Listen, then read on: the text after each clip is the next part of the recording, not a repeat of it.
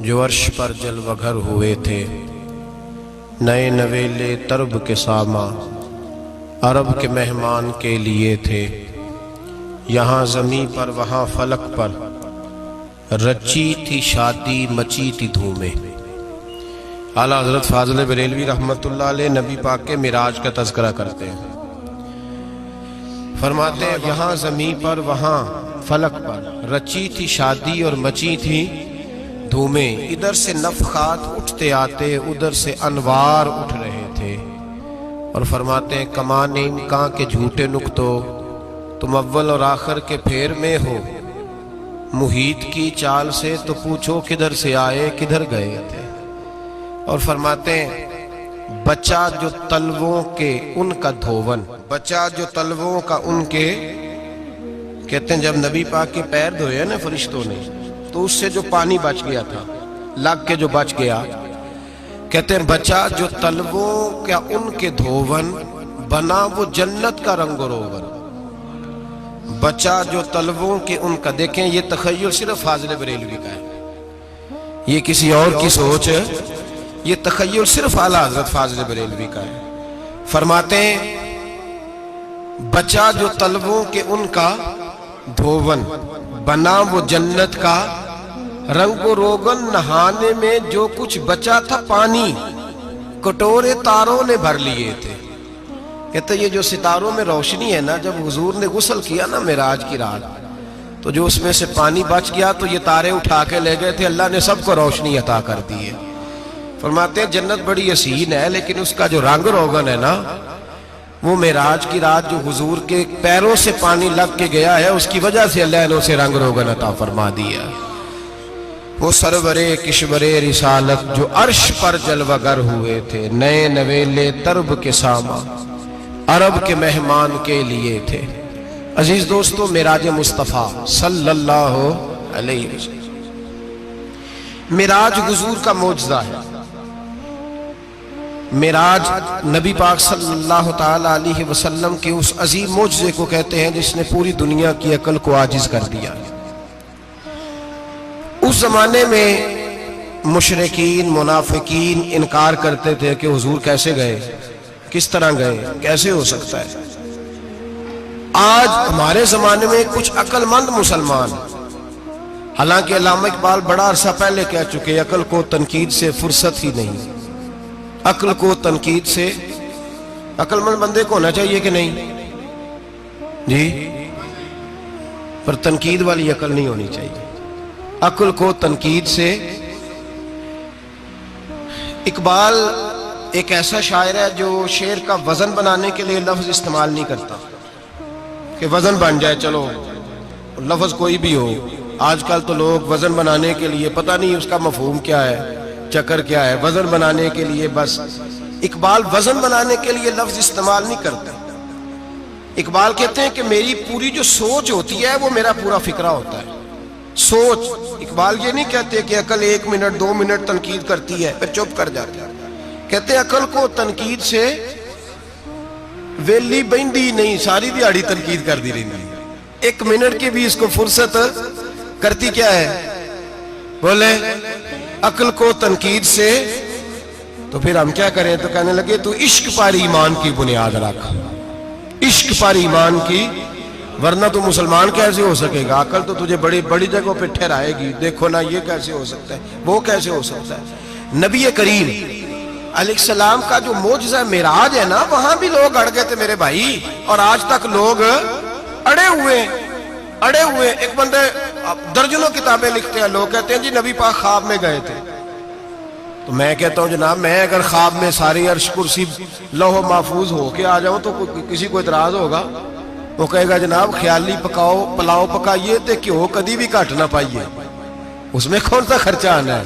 تو نیند میں تو بندے کو اگر بننا بھی ہو تو کسی بڑے ملک کا صدر بننا چاہیے، کوئی بندہ اس پہ اعتراض کر سکتا؟ خوابوں پہ کبھی اعتراض؟ یہ جو سارے کافر بکھر گئے آئے نبی پاک کی بارگاہ میں، اور یہ جو اتنا زیادہ شور ہوا اور قرآن پاک کی آیتیں اتری، اس کا مطلب ہے خواب کی بات ہوتی تو کسی کو کوئی اعتراض؟ حضور نے فرمایا میں گیا ہوں، جسم کے ساتھ گیا ہوں، سبحان الذی اسریٰ بعبدہ اور اللہ فرماتے ہیں نبی پاک کو میں لے کے گیا ہوں. نبی پاک کو میں، جو دعوی رب کریم کا ہے. سید عالم علیہ السلام فرماتے ہیں میں تو سو رہا تھا، میں آرام سے، اور اپنے گھر نہیں، ام ہانی بہن کے گھر سو رہا تھا، حضرت علی کی سگی بہن. حضور فرماتے ہیں میں سویا ہوا، کوئی آنے والا آیا. کتنے فرشتے تھے؟ محدثین نے لکھا 3 اولی العزم فرشتے تھے، اور ان کے ساتھ 70,000 فرشتے. حضرت جبریل اور ان کے ساتھ 70,000 فرشتے، حضرت میکائیل اور ان کے ساتھ 70,000 فرشتے، حضرت جناب سیدنا اسرافیل اور ان کے ساتھ 70,000. اتنے فرشتے. اور قرآن مجید میں اللہ فرماتے ہیں دعویٰ میرے رسول کا نہیں، سبحان اللہ ذی اسرا بے عبدہی، پاک ہے وہ ذات جس نے اپنے بندہ خاص کو سیر کرائی. کتنی کرائی؟ لیلن، رات کے مختصر حصے میں. من المسجد الحرام الی المسجد الاقصی، مسجد حرام سے لے کر مسجد اقصی تک. کون سی مسجد اقصی؟ الذی بارکنا حولہ، جس کے ارد گرد ہم نے برکتیں رکھی ہیں. جس مسجد کے ارد گرد ہم نے برکتیں رکھی ہیں. مسجد کے اندر برکت ہوتی ہے کہ ارد گرد ہوتی ہے؟ آپ باہر جوتے لے کے پھرتے ہیں، اندر آتے ہیں تو جوتے اتار کے. باہر بندہ پاک نہ پاک پھرتا ہے، مسجد آتا ہے تو پاک ہو کے. اللہ فرماتے ہیں ہم نے مسجد اقصی کے کہاں برکتیں رکھی ہیں جی؟ الذی بارکنا حولہ، ہم نے مسجد کے ارد گرد کیا تھا؟ امام رازی، علامہ محمود آلوسی، علامہ اسماعیل حقی، تمام مفسرین، اور وہ مفسرین جو تمام مکاتب فکر کے ہاں متفقہ ہیں. امام فخر الدین رازی فرماتے ہیں مسجد اقصی کے ارد گرد درجنوں نبیوں کی قبریں ہیں جن کو اللہ برکت والی فرما رہا ہے، جن کو اللہ نبیوں کے جسموں کو برکت والا فرما رہا ہے. ورنہ برکت تو مسجد کے. حضرت علامہ محمود آلوسی نے لکھا ہے جب حضرت یوسف علیہ السلام کا وصال ہوا نا تو دریا کے کنارے ان کی قبر بنی. تو کچھ لوگوں نے پانی لگایا اپنے کھیت کو، ان کی قبر کے پاس سے ہو کے گزرتا تھا. تو جو پانی ان کی قبر کے قریب سے ہو کے گزرتا تھا، جس کھیت میں جاتا تھا اس کی فصل سرسبز و شاداب ہو جاتی. وہ دوسری سائیڈ والے شور کرنے لگے، کہنے لگے تمہارے کو اکیلے کے نبی تو نہیں تھے نا، ہمارے بھی پیغمبر ہیں. وہ حضرت یوسف علیہ السلام کی قبر کھود کے تابوت نکال کے دوسری طرف لے گئے. انہوں نے کہا جناب ہم نے وہاں دفن کرنا ہے، ہمیں بھی تو سرسبز و شاداب ہونے کی ضرورت ہے نا. اب شور ہو گیا، ادھر والے کہیں ہم نے دفن کرنا ہے، ادھر والے کہیں ہم نے. بڑے لوگ بیٹھے، قوم کے بڑے، انہوں نے کہا سنگ مرمر کا مقبرہ بناؤ اور ان کی قبر کے قریب سے دریا کا پانی، پھر آگے جا کے ایک حوض بناؤ، اس میں سے سائیڈیں نکال لو. وہاں حضرت یوسف علیہ السلام کی قبر کے قریب سے پہلے چھوٹا سا راستہ نکالا گیا پانی کے لیے، پھر آگے جا کے ایک بڑا تالاب بنایا گیا، پھر چاروں طرف وہاں سے پانی جاتا تھا. جہاں جہاں پانی جاتا تھا اللہ سرسبز و شاداب کر دیتا تھا سارے علاقے کو. نبیوں کی قبروں میں ان کے وجود میں رب کریم نے برکت رکھی ہوئی ہے، برکت رکھی ہوتی ہے اللہ تعالیٰ. یہاں لوگ بفر جاتے ہیں. پر ایک اور بات بھی یاد رکھیں، ہر ایک کا مزار نہیں بننا چاہیے. ہمارے تو جتنی کثرت سے مزار بن رہے ہیں لگتا ہے ہر گلی میں 6 مزار ہوں گے. کسی برکت والی قبر سے فیض حاصل ہوتا ہے. ہر آدمی شوق ہی بڑا ہے قبروں میں دفن ہونے کا. لوگ مرنے سے پہلے مزار بنا کے پھر رکھ دیتے ہیں، کہتے ہیں پتہ نہیں بچے بعد میں بنائے کہ نہ بنائے. تو بھائی ہر ایک کا مزار صاحب فضیلت کا مزار ہوگا، سب کا بنایا نہیں جائے گا. بہرحال فرمایا الذی بارکنا حولہ، ہم نے اس کے ارد گرد برکتیں رکھی. اور معراج کیوں کرائی؟ لنوریہ من آیاتنا، تاکہ ہم اپنے نبی کو اپنی نشانیاں دکھائیں. انہ هو السمیع البصیر، بے شک اللہ سننے والا بھی ہے اور اللہ کریم دیکھنے والا بھی. نبی پاک فرماتے ہیں میں سو رہا تھا، چھت پہ فرشتے آئے. بات آپ نے سنی ہوئی ہے، صرف کچھ نظریات معراج کے حوالے سے عرض کرنے، چند نظریات. نبی پاک فرماتے ہیں حضرت جبریل نے چھت کے اوپر سے انہوں نے تھوڑا سا حصہ کھولا، چھت پھاڑی. ہمارے نا دیہاتوں میں لکڑی کی جو چھت ہوتی تھی نا، اس پہ ایک بندہ بھی اگر چلتا تھا نا تو گھر کے جو بزرگ ہوتے تھے کہتے تھے پتہ کرو چھت پہ بندہ ہے کوئی. ایک آدمی فٹافٹ بزرگ جاگ جاتے تھے، کہتے پتہ کرو بھائی. بلکہ ساتھ والے کو آواز دیتے تھے، دروازہ کھولتے تھے. ہوتا تھا کہ نہیں ہوتا تھا؟ ہو جاتا تھا نا. او بھائی 1.5-2 لاکھ بندہ چھت پہ چلے. اللہ کے رسول فرما رہے میں سو رہا ہوں. چھت پھاڑ دی، حضرت جبریل آ گئے، نبی پاک صلی اللہ علیہ وسلم کے پاس 70 ہزار فرشتہ ساتھ ہے، آ کے کھڑے ہو گئے، میکائیل سے اسرافیل سے مشورہ کر رہے ہیں حضور کو کیسے جگائیں۔ نبی پاک فرماتے ہیں میں سو رہا ہوں، حالانکہ بخاری میں لفظ ہے، نبی پاک فرماتے ہیں میری آنکھیں سوتی ہیں، دل تو میرا ہر وقت جاگتا رہتا ہے۔ نبی کریم سید عالم صلی اللہ تعالی علیہ وسلم فرماتے ہیں میں سویا رہا۔ اب حضور آرام کہاں کر رہے تھے؟ زمین پہ۔ آرام کہاں کر رہے تھے؟ حضور علیہ السلام زمین پہ آرام کر رہے تھے، جناب جبریل جھکے، کتنا جھکے کہ حضور کے قدم ہی چوم لیے۔ نبی پاک کے قدم تو کتنا جھکے ہوں گے جی؟ رکوع تک جی؟ میں نہیں جی گل کی سجدے دی، تساں کیتی جے، فتویٰ لگا تواڈے تے لگنا جی۔ کہاں تک لگی؟ کہاں تک جھکے؟ اعلیٰ حضرت کہتے ہیں حضرت جبریل نے سجدہ نہیں کیا نبی پاک۔ میرے اعلیٰ حضرت کا کمال یہ ہے کہ شریعت بھی بچ جاتی ہے اور عشق کو بھی پورا سکون مل جاتا ہے۔ اعلیٰ حضرت فرماتے ہیں جناب جبریل نے سر پہ تاج پہنا تھا اور تاج میں موتی لگے ہوئے تھے، وہ موتی نبی پاک کو سجدہ کرنے لگ گئے، وہ موتی نبی پاک کو دیکھیں۔ فاضل بریلوی کے قلم کا حسن فرمانے لگے تاج روح القدس کے موتی جنہیں سجدہ کرے، تاج روح القدس کے حضرت جبریل کے سر کے تاج پہ جو موتی ہیں وہ نبی پاک کو سجدہ کر رہے ہیں۔ نبی کریم یہاں کوئی بندہ، اب تو خیر لوگ ہاتھ بھی کسی کے چومتے ہیں تو خود نہیں اوپر ہوتے، ہاتھ ہی اوپر کر لیتے ہیں، اب تو مزاج ہی بدل گیا ہے۔ فرمایا رسول کریم صلی اللہ تعالی علیہ وسلم کے لیے جبریل جھکے تو پیروں تک، اور نبی پاک علیہ السلام کے قدم چومے حضرت جبریل نے۔ حضور جاگے، اٹھایا نبی کریم کو اور کہا یا رسول اللہ، رب آپ کی ملاقات کا شوق رکھتا ہے، اللہ آپ کی ملاقات کا شوق رکھتا ہے۔ حضور فرماتے ہیں مجھے اٹھا کے تو جبریل حتیم میں لے گئے، اور پھر یہ بخاری کے لفظ ہے، فرمایا یہاں گلے سے لے کر ناف تک میرا سینہ کھولا، میرا دل نکالا، آب زمزم میں رکھا، اس لیے نہیں کہ نبی پاک کے دل کو برکت حاصل ہو جائے، اس لیے کہ آب زمزم کو برکت حاصل ہو جائے۔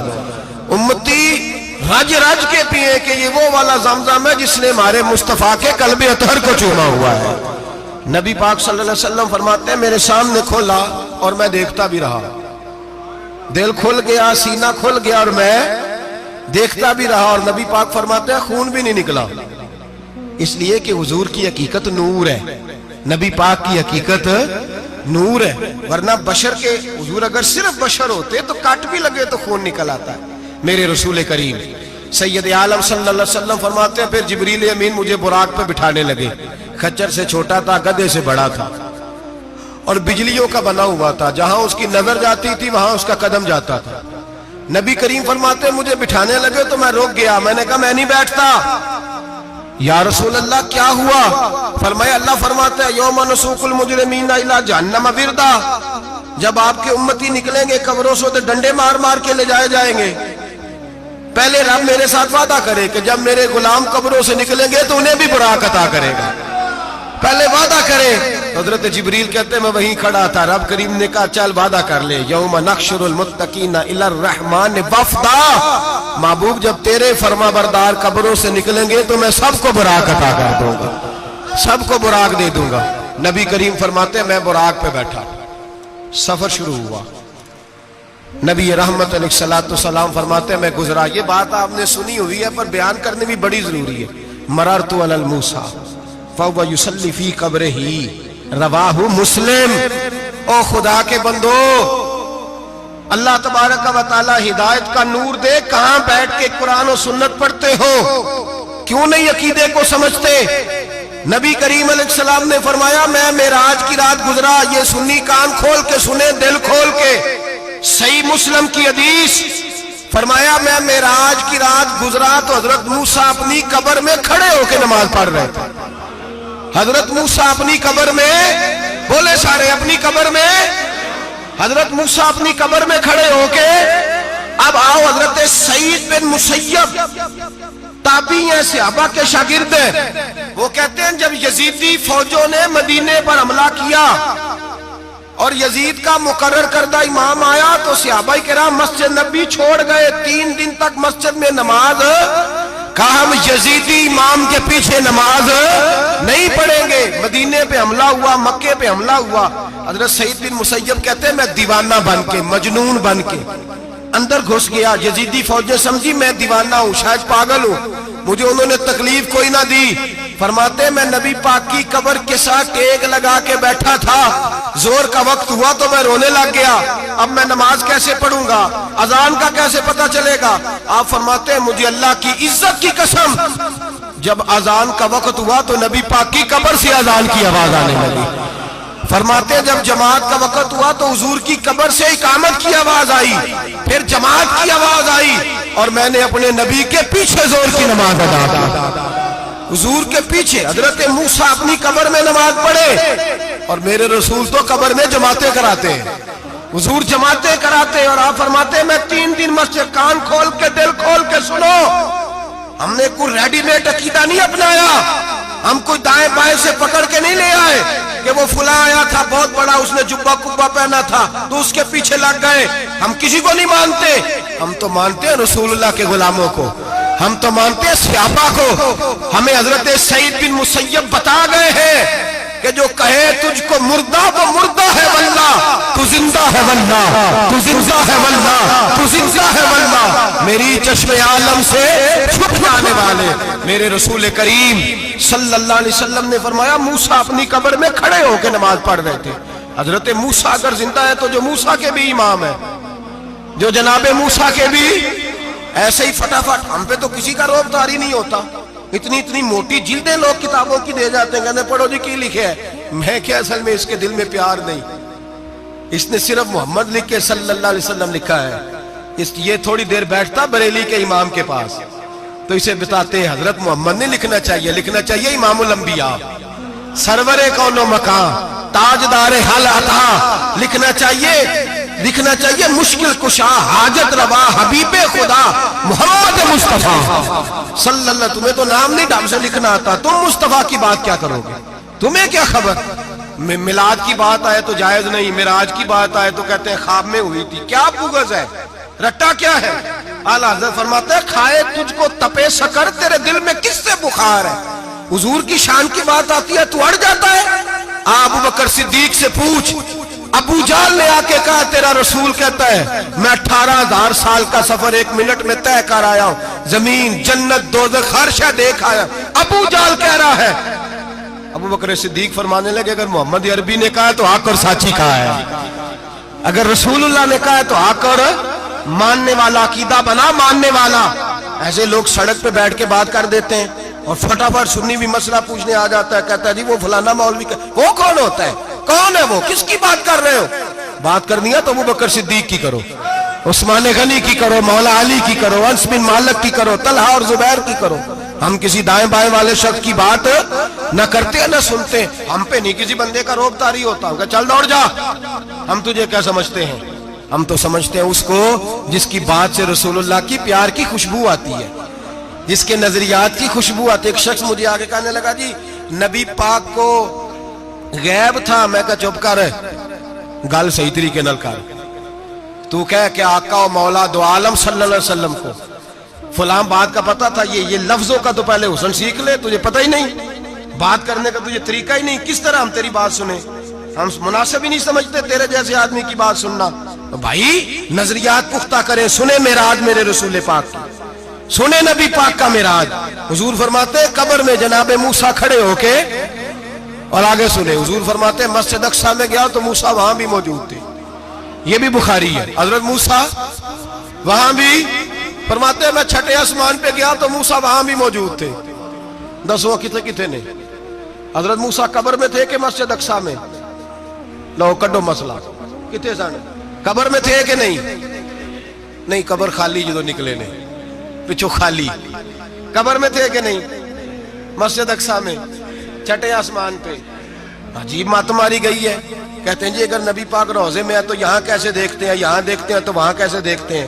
ہم کہتے ہیں حضرت موسیٰ جن کا کلمہ پڑھنے کے لیے منت کرے رب کی بارگاہ میں کہ مجھے غلام بنا لے اپنے مصطفیٰ کا, یہ شان ہے ان کے غلاموں کی, تو سرکار کا عالم کیا ہوگا.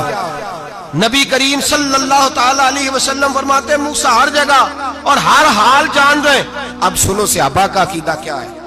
الحاوی للفتاوی امام جلال الدین سیوطی سینکڑوں سال پہلے، اعلیٰ حضرت کو تو ابھی 100 سال نہیں ہوا، سینکڑوں سال پہلے امام سیوطی الحاوی للفتاوی میں حضرت عباس رضی اللہ تعالیٰ عنہ کی حدیث لکھتے ہیں. حضرت عباس حضور کے چچا ہے، کہتے ہیں جب جناب عثمان غنی رضی اللہ تعالیٰ عنہ کا محاصرہ کیا، بلوانیوں نے منافق اکٹھے ہوئے جناب عثمان کو شہید کرنے کے لیے، میں حضرت عثمان کو ملنے گیا، وہ آخری دن تھا ان کی شہادت کا.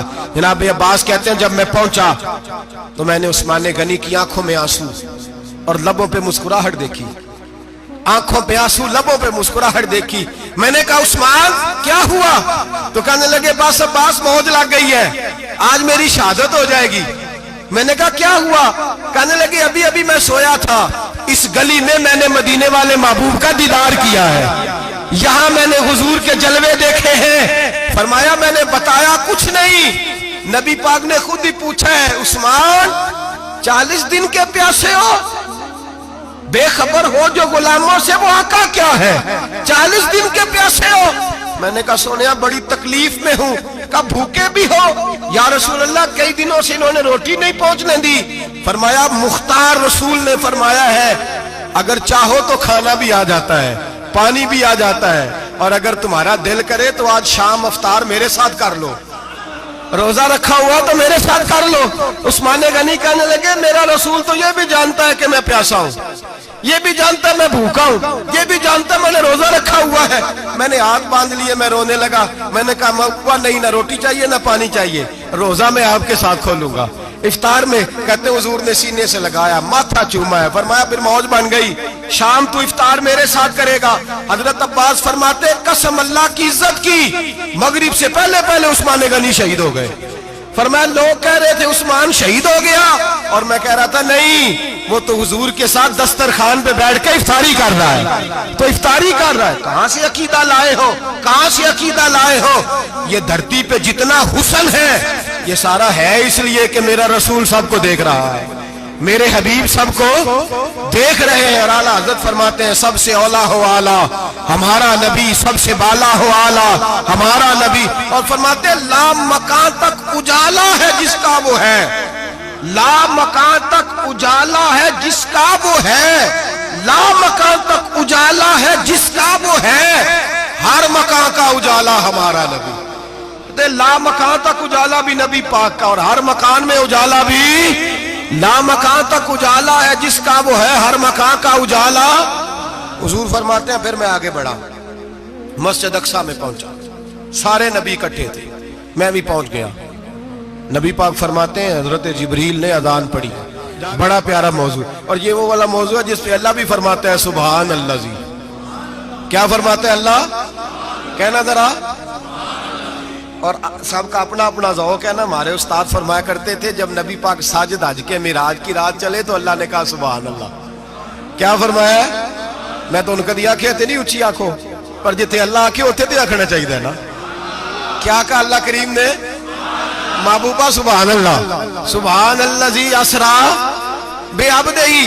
نبی کریم صلی اللہ تعالی وسلم فرماتے ہیں مسجد اقصی میں پہنچا، اور جب میں پہنچا نا سارے نبی بیٹھے تھے. حضور فرماتے ہیں جبریل امین نے نا اذان پڑھی تو میرے حاشیے میں بھی نہیں تھا کہ میں جماعت کراؤں گا.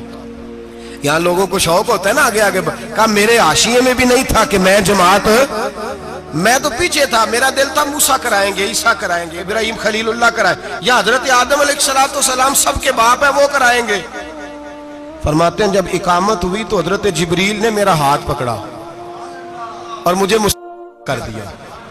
پھر بریلی کے امام بول پڑے، کہنے لگے وہ سرورے کشورے رسالت جو عرش پر جلوہ گر ہوئے تھے، نئے نویلے طرب کے سرما عرب کے مہمان کے لیے تھے.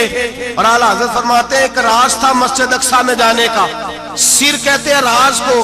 اعلیٰ حضرت فرمانے لگے نماز اقصی میں تھا یہی سر، یا معانی ہو اول آخر، ہیں دست بستہ وہ پیچھے حاضر جو سلطنت پہلے کر گئے تھے، ہیں دست بستہ وہ پیچھے حاضر جو سلطنت پہلے کر گئے تھے. نبی پاک فرماتے ہیں حضرت جبریل نے مجھے کھڑا کیا تو میں نے جبریل کو دیکھا، میں نے کہا مجھے کیوں کھڑا کر رہے ہو؟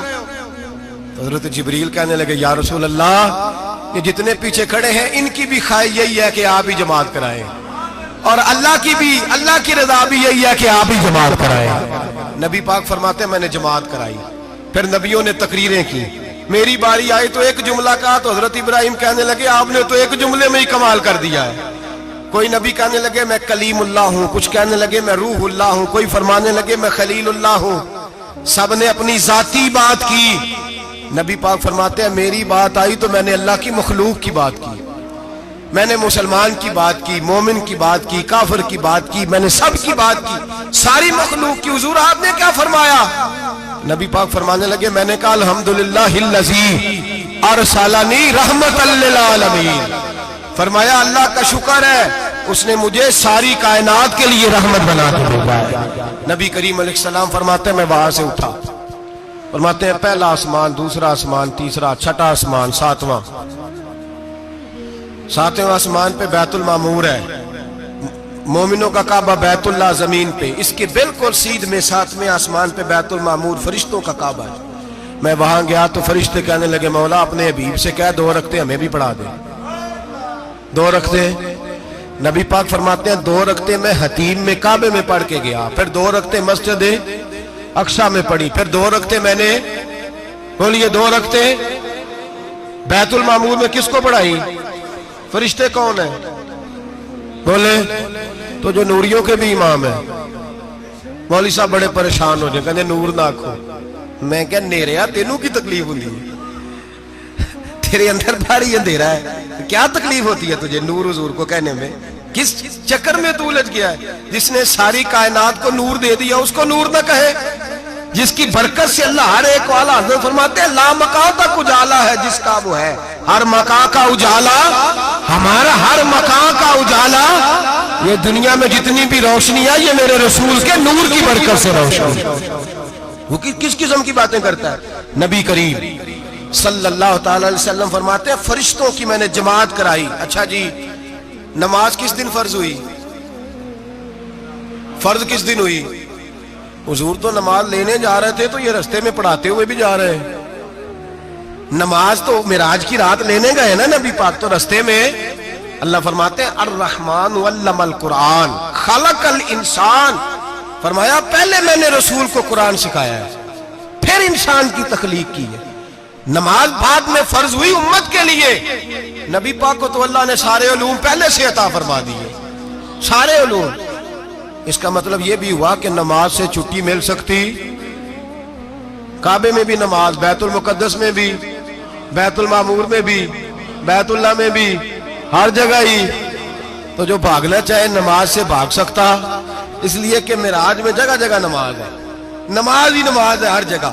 اللہ کے حبیب فرماتے ہیں بس 7ویں آسمان پہ گئے تو جبریل روک گئے، کوئی رہ فلک کو تیار گیا تے کچھ جا سدرات ہار گیا، ایک کالیاں زلفا والا سی جڑا لنگ عرشاں تو بھی پار گیا۔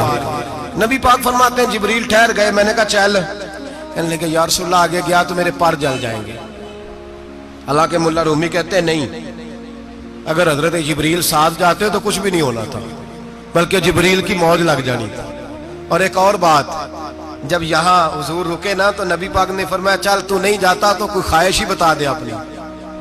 تو حضرت جبریل کہنے لگے یا رسول اللہ میری خواہش یہ ہے جب قیامت کے دن آپ کے پرہیزگار امتی پل صراط سے گزرے تو اللہ مجھے نیچے پر بچھانے کی توفیق عطا فرمائے، یہ میری خواہش ہے۔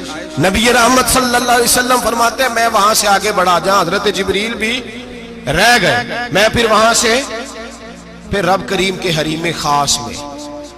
نبی پاک فرماتے ہیں اس رستے میں نے بڑا کچھ دیکھا، جنت دیکھی، دوزخ دیکھا، فرشتے دیکھے، حوریں دیکھی، غلمان دیکھے، بڑا کچھ دیکھا۔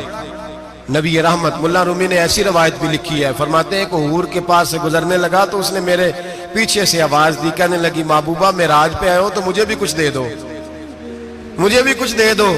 تو ملا جلال الدین رومی لکھتے ہیں نبی پاک نے فرمایا چل جا میں نے تجھے اپنا بلال دیا۔ تو وہ حور کہنے لگی محبوبہ وہ تو کالا کلوٹا ہے، میرے لیے رہ گیا ہے۔ تو ملا رومی نے لفظ لکھا یہ ان کی محبت ہے، یہ ان کا پیار ہے۔ فرماتے ہیں محبوب فرمانے لگے تو کالا کہہ رہی ہے، ابھی تو میں نے اس سے پوچھا نہیں، پتہ نہیں تجھے پسند بھی کرتا ہے کہ نہیں، تجھے قبول بھی کرتا ہے کہ نہیں، ابھی تو میں نے اس سے پوچھا ہی نہیں۔ فلک اچھا ہے کمر پہ نہ ہلال اچھا ہے، تیری نظر بھی نہ ہو تو دونوں سے بلال اچھا ہے۔ نبی پاک صلی اللہ علیہ وسلم فرماتے ہیں عمر میں نے تیرا گھر بھی دیکھا ہے، ابو بکر کا دیکھا، عثمان کو دیکھا، علی کا دیکھا، فرمایا پھر تیرا بھی دیکھا، باہر حور بیٹھی تھی، مکان بڑا پیارا تھا، میرا دل کرتا تھا اندر جاؤں، پر میں نے کہا عمر ذرا جلالی ہے، اس سے پوچھ کے جانا چاہیے اس کے گھر میں، ذرا جلالی ہے۔ صحابہ کہتے ہیں فاروق اعظم چیخ مار کے روئے، کہنے لگے میں کہاں، میرے اس یہاں کی حقیقت کتنی، مجھ سے 100 لاکھ کو کافی ہے اشارہ تیرا، یا رسول اللہ عمر کو اگر گھر ملے گا تو آپ کی قدموں کی برکت سے ملے گا۔ یا رسول اللہ اب یہ کیا فرما رہا؟ نبی پاک فرماتے ہیں میں بارگاہ خداوندی میں پہنچا، بارگاہ خداوندی میں پہنچا، اللہ نے فرمایا ابھی میرے لیے کیا لائے ہو؟ میں نے کہا مولا وہ لایا ہوں جو تیرے پاس کوئی نہیں، جو تیرے پاس کوئی نہیں۔ رب کریم کو سارا پتہ ہے، پھر بھی پوچھتا ہے محبوب میرے پاس کیا نہیں؟